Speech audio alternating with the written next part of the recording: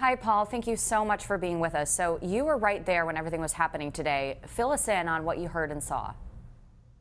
Kirsten, well, it appears from what I saw at the news conference, the ANC finally lost patience today with the country's president, the man they voted in 9 years ago, the same man accused of 783 counts, Kirsten, of corruption, bribery and racketeering, as well as the alleged sale of state assets worth billions of dollars, or so-called state capture.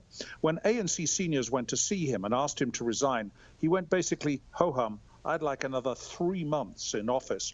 Critics say he would use that time to make one last looting of state coffers. So today, the ANC, a party born out of revolution, used the military term on him. They told him he was being recalled. In other words, vacate the office of South Africa's president immediately. And analysts say we need to understand the ANC isn't asking him to go for the sake of the country because of the corruption charges, but because with him around, the party is worried they will lose the next election just next year. Kirsten? So the ANC at the news conference obviously said they would have further discussions with Zuma tomorrow. They've asked him twice in the past day alone to go, and obviously, as you mentioned, countless times in the past. Is the party going to kick him out somehow? What do these discussions look like tomorrow? Well, Zuma, we learned at the news conference, as you so rightly say, said he's going to, quote, respond tomorrow.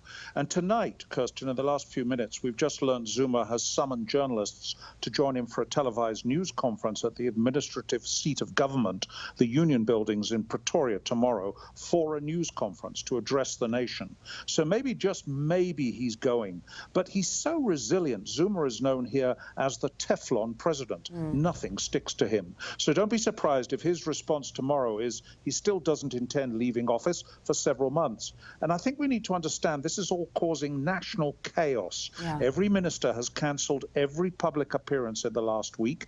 Parliament is like a graveyard at midnight, as no one's able to make any big motions, as they don't know whether to press Zuma's agenda or his party's vastly different agenda. Kirsten?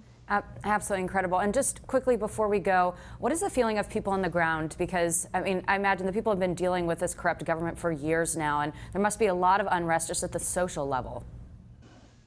Yeah, social media is almost to a man or woman telling him to go. The people have had enough. Funnily enough, the people in his little local town, this village in Zululand, they all love him, of course, because they've now got paved streets and they've got running water and electricity and all of that. They can't understand what all the fuss is about. They want him to stay.